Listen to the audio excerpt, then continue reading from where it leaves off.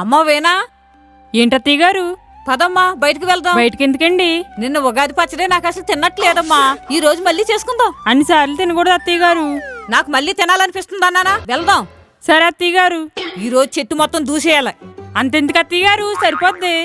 నేను కోస్తున్నాను కదా, నువ్వు మాట్లాడుకో. సరే మీ ఇష్టమండి. మామిడి పిందును కూడా వదలను.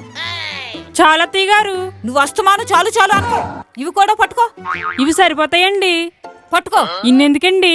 నాకు తెలుసు కదా ఎందుకు కావాలో. నేను చెప్పినప్పుడు వేస్తా ఉండు. వేయ్. మా అత్తయ్య గారికి ఆశ ఎక్కువ. ఇంతెందుకండి? నిన్న ఎలాగే ఇంతెందుకు అని చివరికి నాకు ఒక్కొప్పే మిగిల్చారు.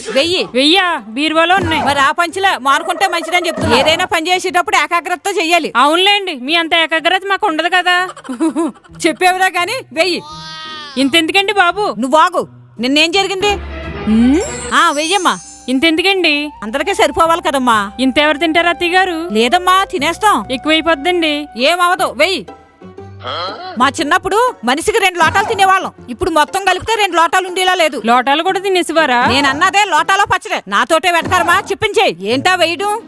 ఒక్కోటి కాదు, మొత్తమై. మేమెవరో తినవండి ఇంత. మీరెవరో తినకపోతే నేను తింటాను. పచ్చడి కలిపేటప్పుడు చాలు అనిపిస్తుంది. తినేటప్పుడు ఇంకా ఉంటే బాగుండు అనిపిస్తుంది. ఓహో అలాగా. చాలు అని సలహాలు ఇవ్వడం మానేసి చెప్పింది అత్తయ్య గారు. నిజమేనండి, ఎంత కలిపినా సరిపోలేదు పచ్చడి. ఇదంతా నేనే తినేస్తాను. నిన్న చాలు అని నాకు లేకుండా తినేశారు. మా అందరికి ఒక్కొక్క కప్పు ఇచ్చి మొత్తం అంతా తినేస్తున్నారేంటి? ఏమవుతుందో ఏంటో.